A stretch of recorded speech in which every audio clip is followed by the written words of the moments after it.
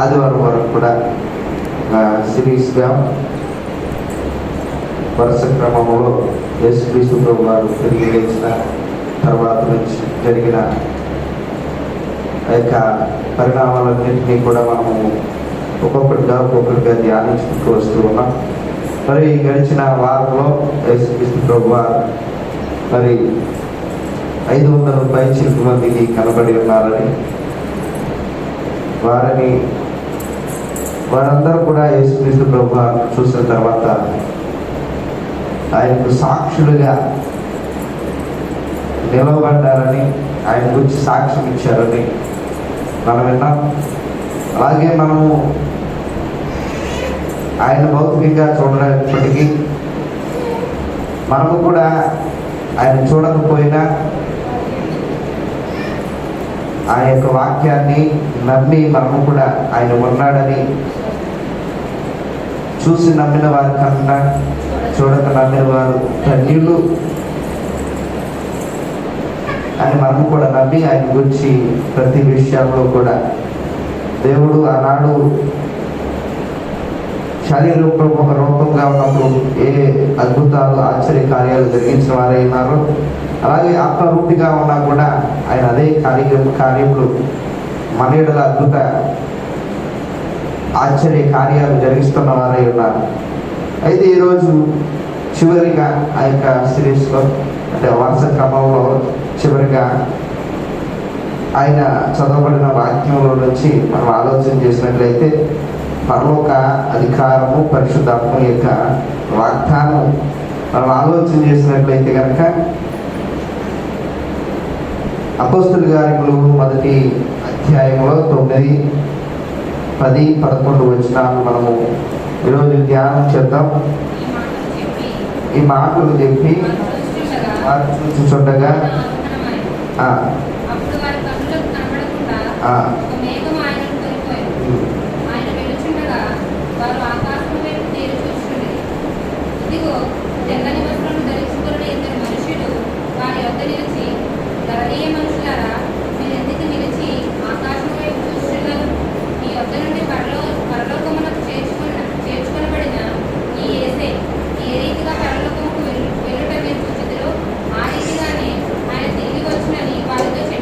దేవుని స్తోత్రం, హల్లెలూయా. ఈ మాటలను మనము ఆలోచన చేసినప్పుడు యేసుక్రీస్తు ప్రభు వారి యొక్క పునరుత్థానము అనగా ఆయన మరణాన్ని గెలిచి తిరిగి లేవడము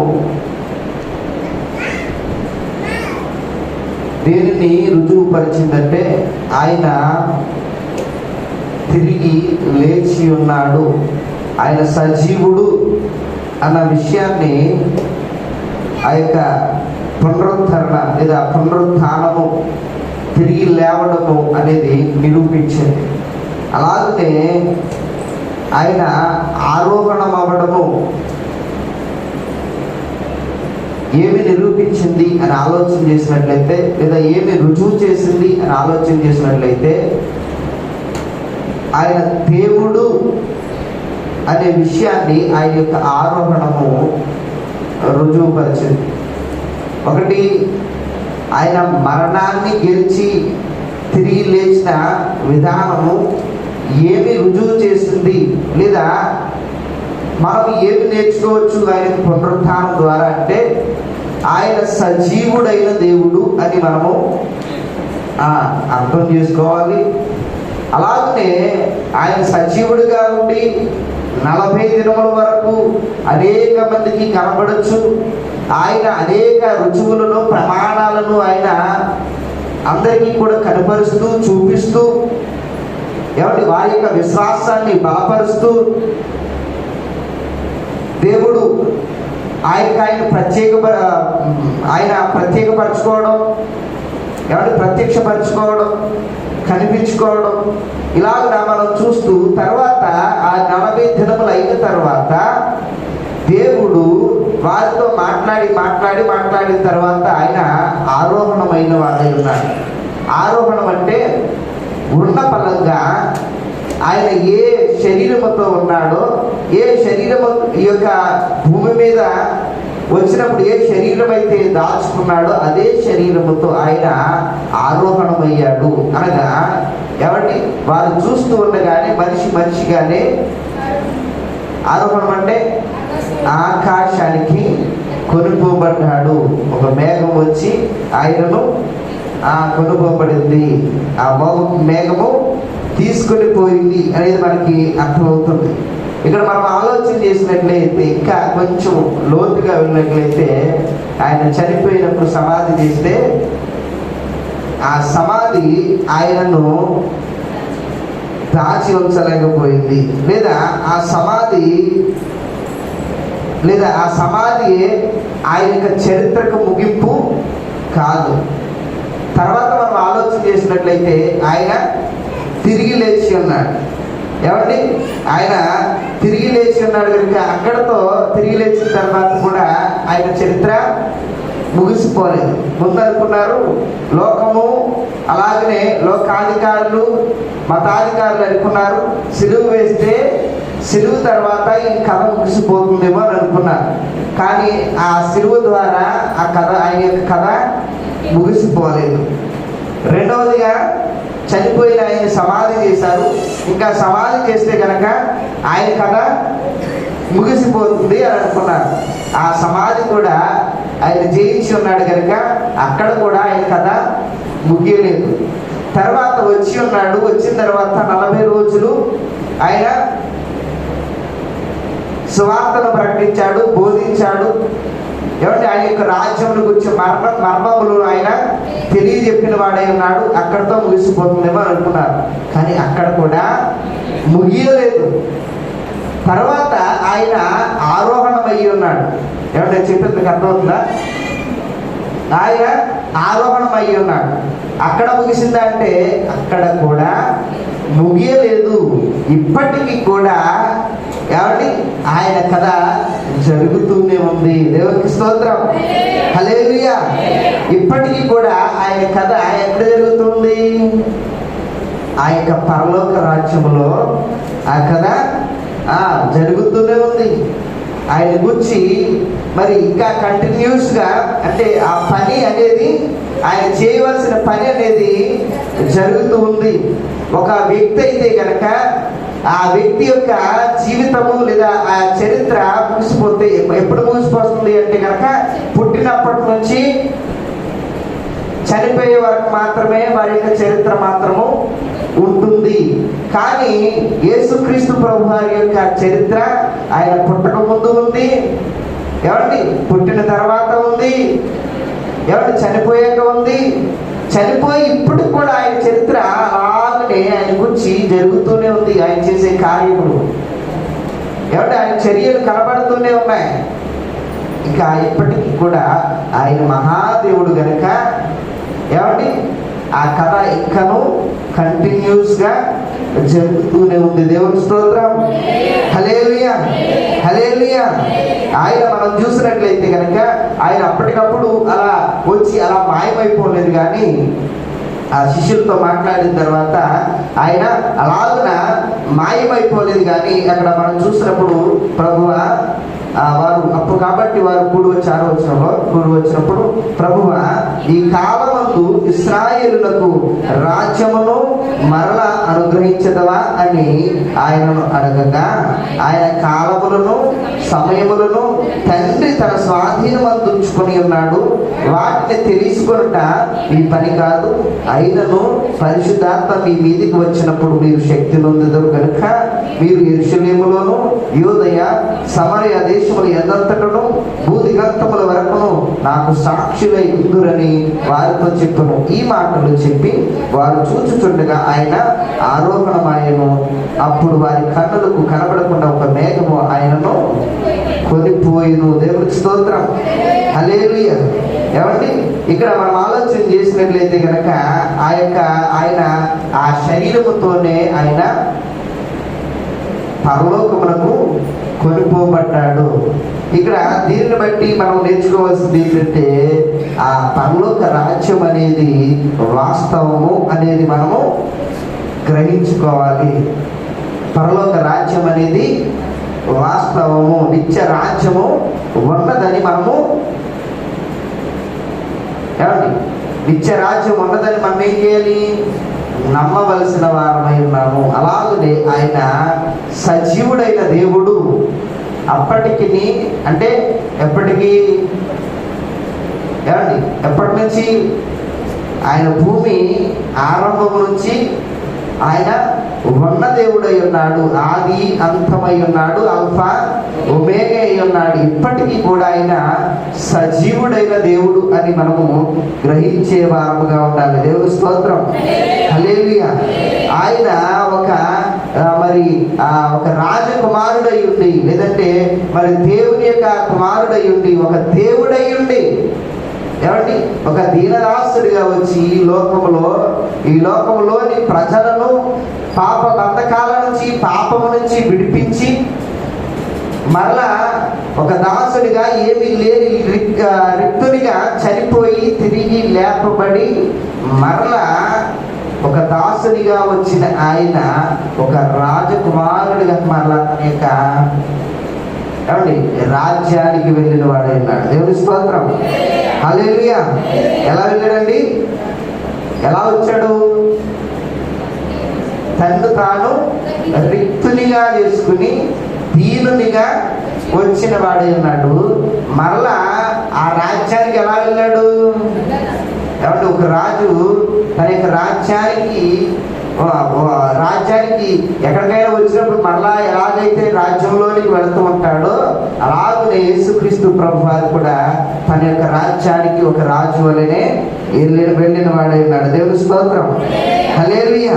ఎక్కడికి వెళ్ళి ఉన్నాడు అని ఆలోచన చేసినట్లయితే కనుక, ఆయన ఎక్కడికి వెళ్ళి ఉన్నాడు అని ఆలోచన చేసినట్లయితే ఫిలిప్పీయులకు రాసిన పత్రిక 2వ అధ్యాయము 9వ వచనము నుంచి మనం ఆలోచన చేద్దాం. 2వ అధ్యాయము 9వ వచనమా? అందుచేతను పరలోకమందున్న వారిలో గాని, భూమి మీద ఉన్న వారిలో గాని, భూమి క్రింద ఉన్న వారిలో గాని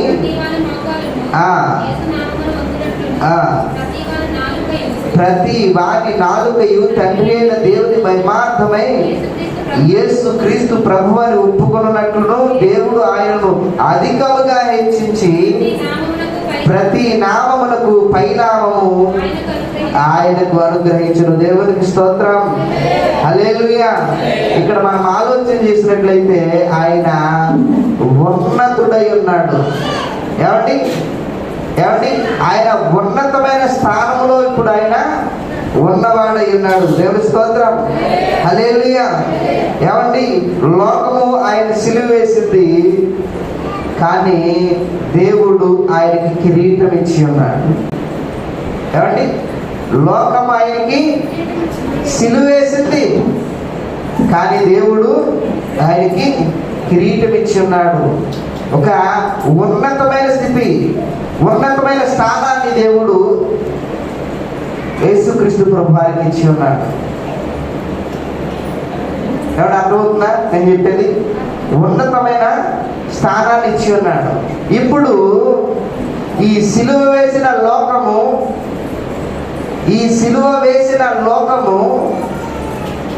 ప్రతి వారి యొక్క మోకాలు, ఏమండి, లోకములో ఉన్న వారి పిల్లలు ఎవరైతే ఆయన సిలువ వేశారో, ఎవరైతే ఆయన్ను హింసించి ఉన్నారో, బాధించి ఉన్నారో, వారి యొక్క తర్వాతి తరముల వారు ఎంత గొప్పవారైనప్పటికీ కూడా ఆయన నామమున వారి యొక్క ప్రతి మోకాలు కూడా ఒకే విధంగా.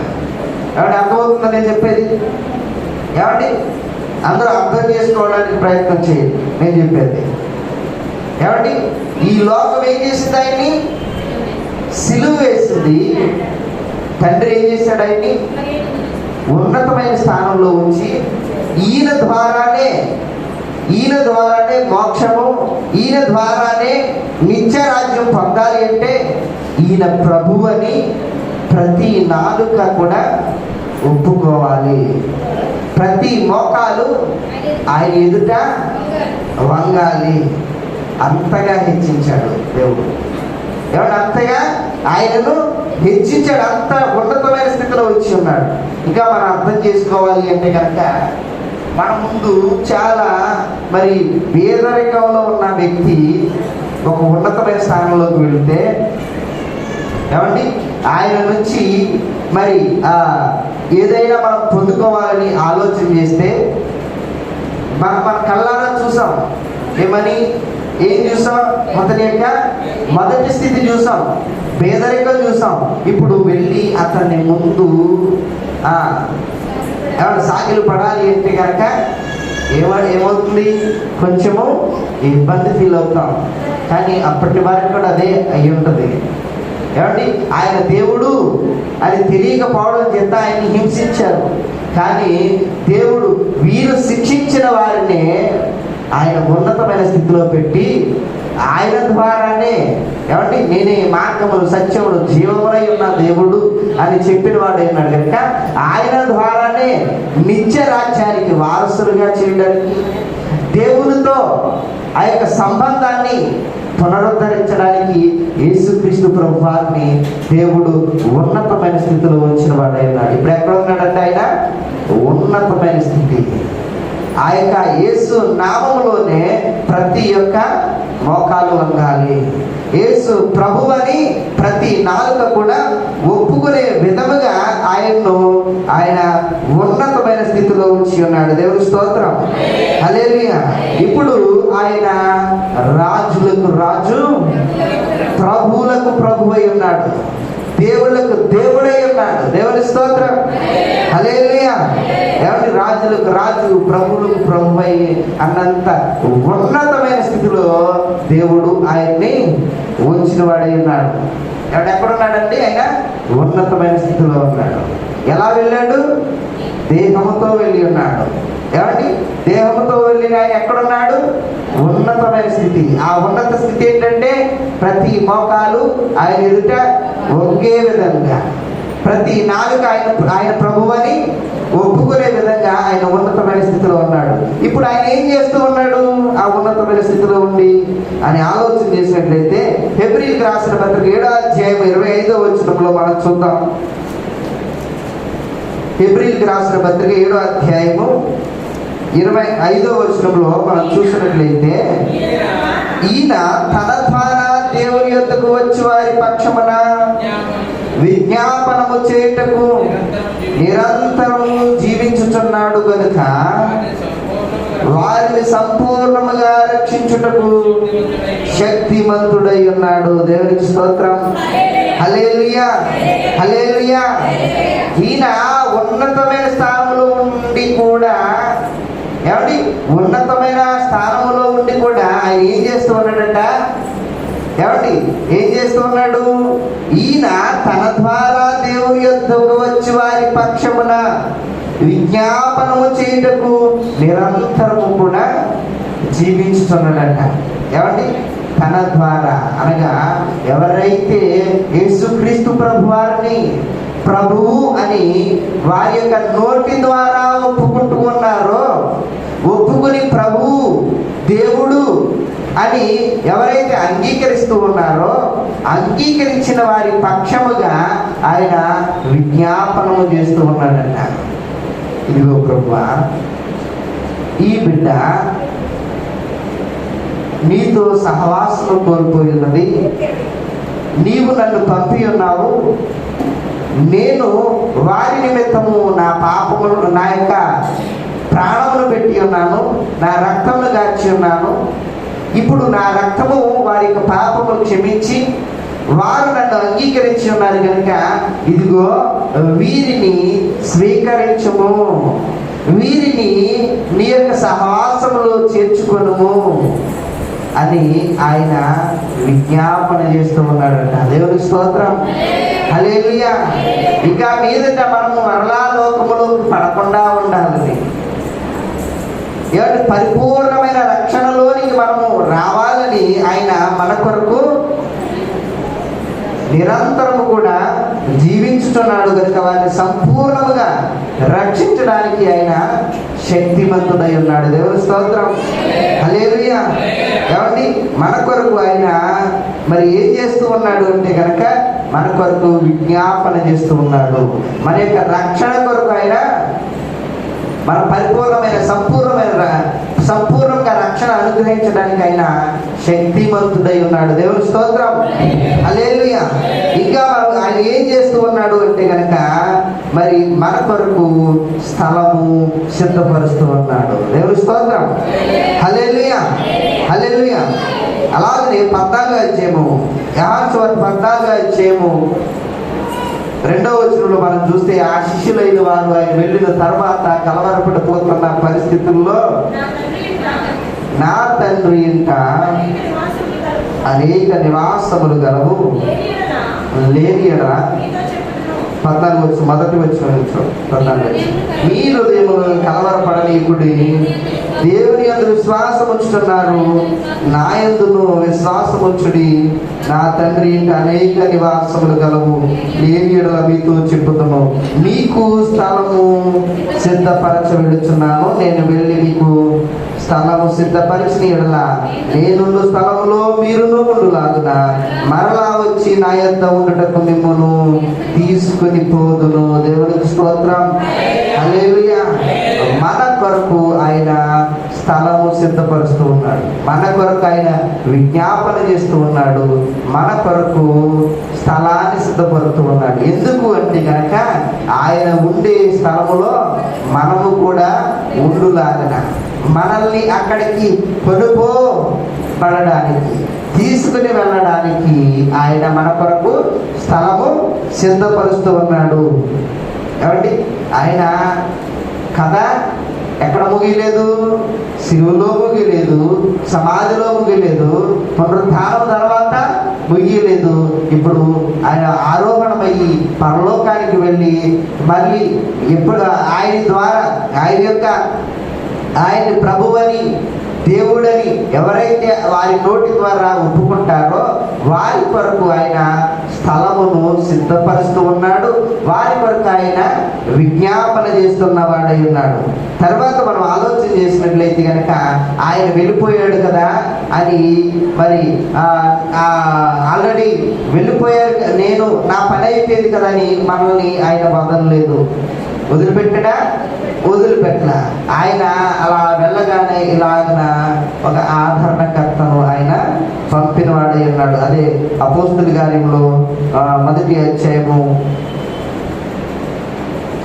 4-5 వచనాల్లో మనం చూసినట్లయితే,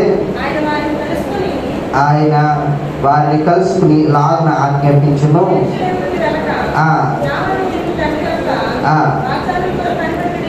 తండ్రి యొక్క వాగ్దానము కొరకు కనిపెట్టుడి, నీళ్లతో బాప్తిస్మం ఇచ్చను కానీ కొద్ది దినములలో మీరు పరిశుద్ధాత్మలో బాప్తిస్మము పొందెదరను. దేవునికి స్తోత్రం, హల్లెలూయా. ఇలాగున యేసయ్య ఆరోహణమయ్యారు. అలాగున మరి పరిశుద్ధాత్ముడు కాబట్టి భూమి మీదకి వచ్చిన వాడై ఉన్నాడు. అదే మరి అదే మనం చూస్తే ఆ 2వ అధ్యాయంలో మనకు కనబడుతూ ఉంది. ఏమండి, ఆ 2వ అధ్యాయము మనం చూసినట్లయితే కనుక ఆ 2వ అధ్యాయంలో పెంతెకొస్తు దినమున ఏమండి వాళ్ళందరి మీదకి కూడా ఆయన వచ్చిన వాడై ఉన్నాడు. అందరూ కూడా వారికి తెలియని భాషలు మాట్లాడిన వారై ఉన్నారు. అందరూ కూడా ఇది మా భాష కదా, ఇది మా భాష కదా, ఇది వీరికి ఎలా వచ్చింది అని అనేక మంది ఆశ్చర్యపోయిన వారై ఉన్నారు. ఏమండి, అలాగున ఆయన ఆరోపణమయ్యాడు. ఇలాగున పరిశుద్ధాత్ముడు వచ్చిన వాడై ఉన్నాడు. ఎప్పుడైతే పరిశుద్ధాత్ముడు వారిలోనికి వచ్చి ఉన్నాడో వారు యేసయ్య చెప్పిన వాగ్దాన ప్రకారము వారు శక్తి నొందిన వారుగా ఉన్నారు. ఏమండి, వారందరూ కూడా శక్తి నొందిన వారిగా ఉన్నారు. అప్పటి వరకు భయముతోనూ ఉన్నవారు మరి అప్పటి తర్వాత ఎప్పుడైతే పరిశుద్ధాత్మను పొందుకున్నారో ధైర్యముగా యేసయ్యను ప్రకటించిన వారై ఉన్నారు.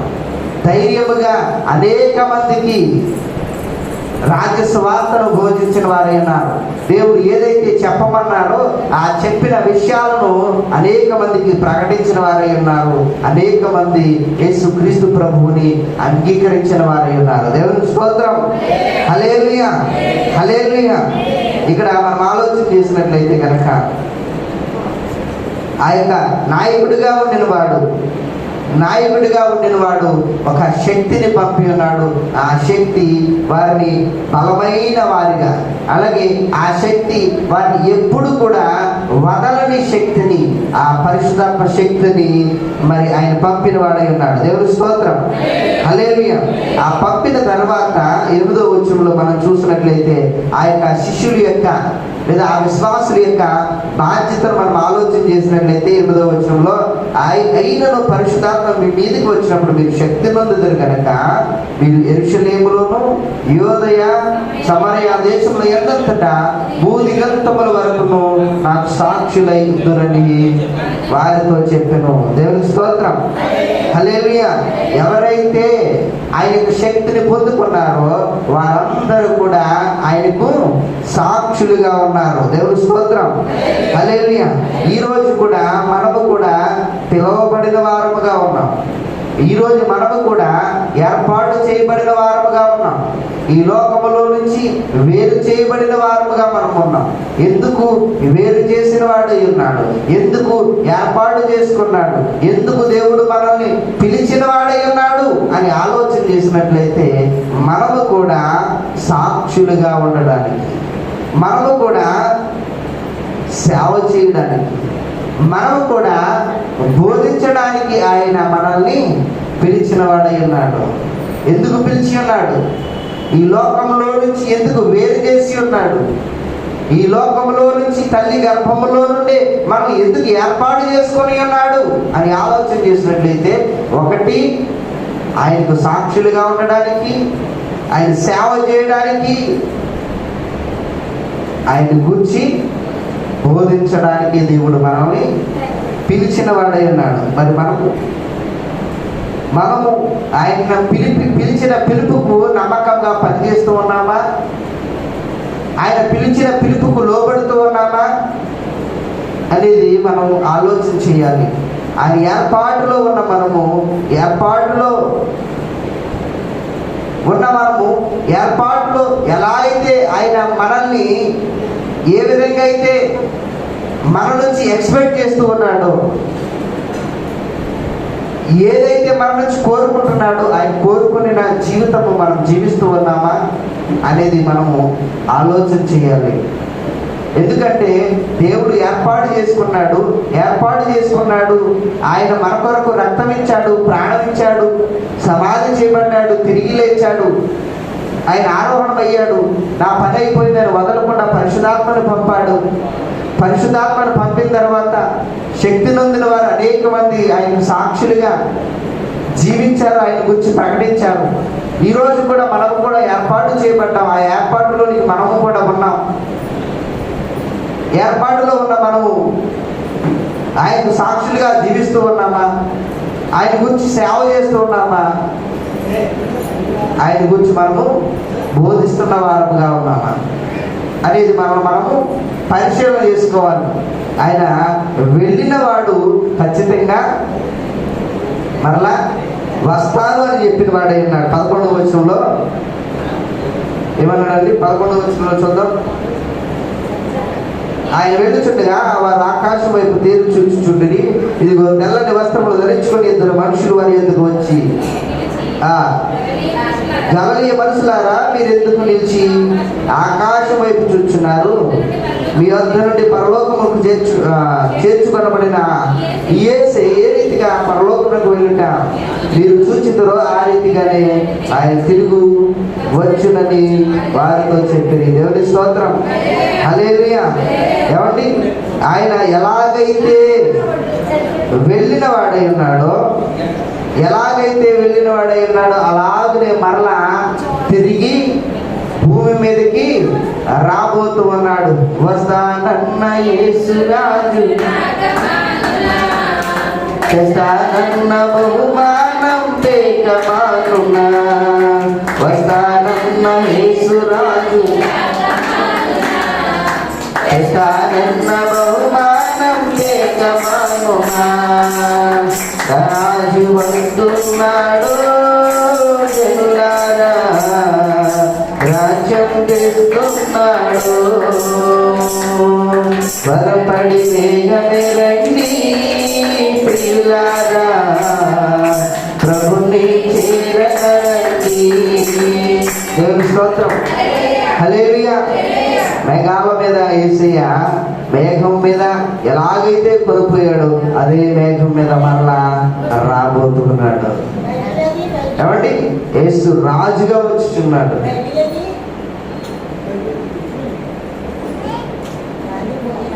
ఆయన మనల్ని విడిచిపెట్టేవాడు కాదు.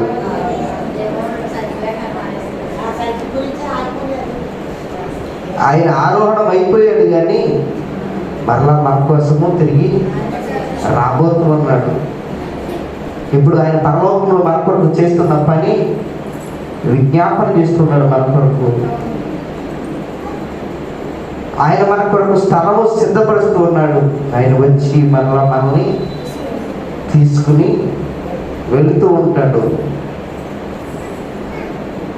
ఆయన వచ్చే వరకు మనం చేయవలసిన పని ఆయనకు సాక్షులుగా ఉండాలి, ఆయన సేవ చేయాలి, ఆయన గురించి మనము ప్రకటించే వారుగా ఉండాలి.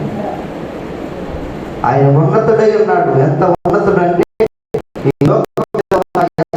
ఎంత ఉన్నతమైన వారి ప్రతి మోతాలు కూడా ఆయన ముందు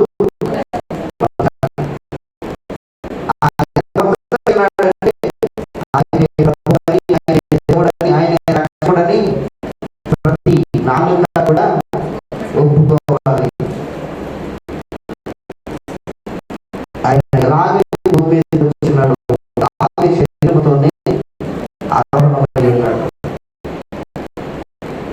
ఎలాగైతే ఆయన దేవునికి స్వరూపమైన సొగసైన లేదు మనల్ని అంతగా ప్రేమించడం ద్వారా మన కొరకు చేసి ఉన్నాడు.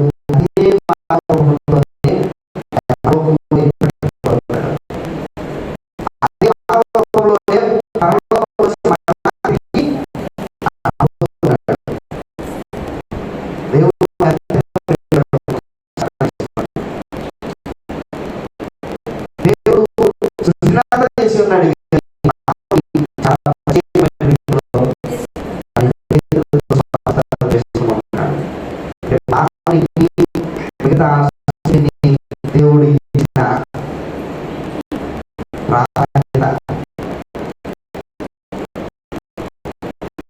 మనం జ్ఞాపకం చేసుకోవాలి. ప్రతి మాట సృష్టిస్తే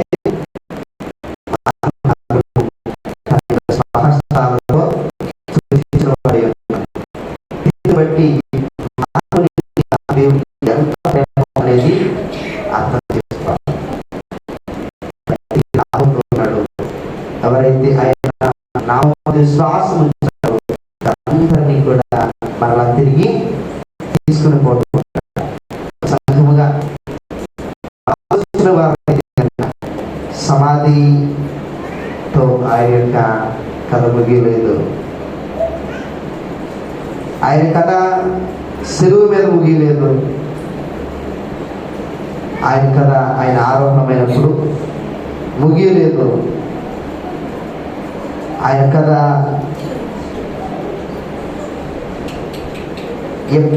ఎప్పటికీ కూడా ఇంకా నిలిచే ఉంది, జరుగుతూనే ఉంది. ఇప్పుడు ఆయన మరలా తిరిగి రాబోతూ ఉన్నాడు కనుక ఆయనతో వెళ్ళడానికి మనం సిద్ధంగా ఉన్నామా? ఆయనతో వెళ్ళడానికి మనము సిద్ధపడిన వారముగా ఉన్నామా? సిద్ధపడిన మనము పరిశుద్ధంగా జీవిస్తూ ఉన్నామా? పరిశుద్ధంగా జీవిస్తున్న మనము ఆయన రాజ్యాన్ని పొందుకునే విధముగా మనము జీవిస్తూ ఉన్నామా అనేది, ఏ ఉద్దేశం అయితే కలిగి ఉన్నామో ఆ ఉద్దేశము కొరకు మనము జీవిస్తూ ఉన్నామా, మన యొక్క గురి కొరకు మనం జీవిస్తూ ఉన్నామా అనేది ఈరోజు మనం పరిశీలించుకోవాల్సిన విషయం. ఒకటి, ఈ వాక్యం ద్వారా మనం పరిశీలించుకోవాల్సిన విషయం ఏంటంటే, మన ఆత్మ పరిశీలన చేసుకోవాల్సిన విషయము, ఆయన మనం విడిచిపెట్టలేదు కనుక మరలా మన కొరకు ఆయన తిరిగి రాబోతూ ఉన్నాడు. ఎందుకు రాబోతున్నాడు అంటే మనల్ని మరలా అక్కడికి తీసుకుని వెళ్ళడానికి ఆయన రాబోతున్నాడు కనుక వెళ్ళడానికి మనం రెడీగా ఉన్నామా అనేది పరిశీలన చేసుకోవాలి. అంతే కదండి. ఎవరైనా బంధువులు చెప్తూ ఉంటారు, నేను వస్తాను, నిన్ను తీసుకెళ్తాను, నువ్వు రెడీగా ఉండు అంటారు. లేదండి ఇంకా మరి యజమాని ఏదైనా ఫంక్షన్కి తీసుకెళ్ళాలి, ఆయన ఏదో పని మీద బయటకు వెళ్ళాడు, నేను వచ్చి లోపల నీవు రెడీగా ఉంటే కనుక ఉన్న పరంగా నేను తీసుకుపోతాను అంటాడు. ఆయన వచ్చే వరకు స్నానం చేయకుండా, ఆయన వచ్చే వరకు అంట్లు కడగకుండా, బట్టలు తిరగకుండా, ఏమంటే ఆ మురికి బట్టలతోనే ఉంటే నువ్వు వస్తే రా, లేకపోతే లేదు, నేను మాత్రం వెళ్ళిపోతాను. దేవుడు కూడా అంతే. రెడీగా ఉన్నారనుకోండి వెంటనే తీసుకుపోతాడు, రెడీగా లేకపోయామనుకోండి వదిలిపెట్టి వెళ్ళిపోతాడు. ఇంతగా నిరీక్షించింది, ఇంతగా విశ్వాసించింది, ఇంతగా భక్తి చేస్తుంది, ఆయనతో వెళ్ళకుండా ఉండడానిక? ఇన్నేళ్ళుగా నిరీక్షిస్తున్న భక్తి దేనికోసము? ఆయన వస్తాడు, మనల్ని తీసుకువెళ్తాడు. మరి తీసుకువెళ్తాడన్నప్పుడు ఇంకా ఎందుకు రెడీగా లేము? ఇంకా లోకంలోని వాటితోనే మనం ఎందుకు సహవాసం చేస్తూ ఉన్నాం? మనం పరిశీలన చేసుకోవాలి. ఎందుకంటే ఆల్రెడీ ఆయన వచ్చేటప్పుడు జరిగే సూచక క్రియలు అన్నీ కూడా జరుగుతూ ఉన్నాయి. అటువంటి పరిస్థితుల్లో ఇంకా నిర్లజ్జ స్వభావంతో ఏమాత్రము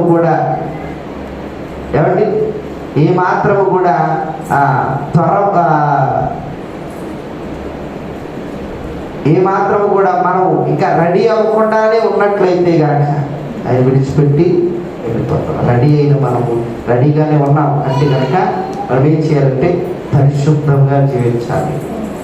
ఏమండి? పరిశుద్ధముగా జీవించాలి. ఆల్రెడీ దేవుడు మనల్ని తన యొక్క రక్తము చేత కడిగి పవిత్రులుగా చేసి ఉన్నాడు కనుక ఆ పవిత్రులుగా చేసిన ఆయన మరలా ఏ పాపము కూడా మనల్ని అంటకుండా అలాగనే పవిత్రులుగా జీవించాలి. మన గురి ఏదైతే ఉందో ఆ గురి మీదనే మన యొక్క ఏమండి ఆ యొక్క చేరుకోవాల్సిన గురి మీదనే మన యొక్క ధ్యాస ఉండాలి. లేకపోతే కనుక అటు ఇటు వెళ్ళామనుకోండి, ఆ గురి మీద ఏదైతే టార్గెట్ ఉందో ఆ టార్గెట్ మీద మన యొక్క కన్ను అనేది ఉండాలి. ఏమండి? ఆర్చరీ ఆడుతూ ఉంటారు, బాణాలు వదులుతూ ఉంటారు. ఆ బాణాలు వదిలినప్పుడు ఏదైతే టార్గెట్ ఉంటుందో ఆ టార్గెట్ మీదే వారి యొక్క ఫోకస్ అంతా కూడా ఉంటుంది. ఒకవేళ పక్కన వాళ్ళు ఏదో అన్నారు, ఇలా చూసారనుకోండి, బాణం ఎటు వెళ్తుంది? ఇంకో పక్కకి వెళ్తుంది. వాళ్ళు అనుకున్న గురిని అప్పుడు చేరుకోలేరు. మన యొక్క గురి ఆయనతో పాటుగా వెళ్ళడం, ఆయన వచ్చే వరకు పరిశుద్ధంగా జీవించడం, ఆయన వచ్చే వరకు ఆ గురి ఏదైతే ఉందో పరలోక రాజ్యం కొరకు మన యొక్క ఉద్దేశము, మనం ఆయనతో ఉండాలి అనేది మన యొక్క గురి అయి ఉన్నది కనుక ఆయన వచ్చే వరకు పరిశుద్ధంగా మనము జీవించాలి. దేవుని స్తోత్రం. ఈ మాటల ద్వారా పరిశుద్ధాత్ముడు మనల్ని ఆదరించి బలపరచునుగాక.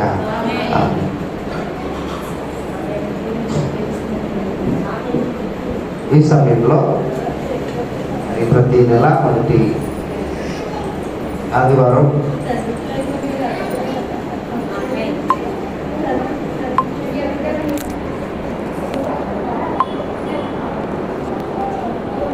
సంస్కారపు ఆరాధనలో పాల్గొంటూ ఉన్నాం.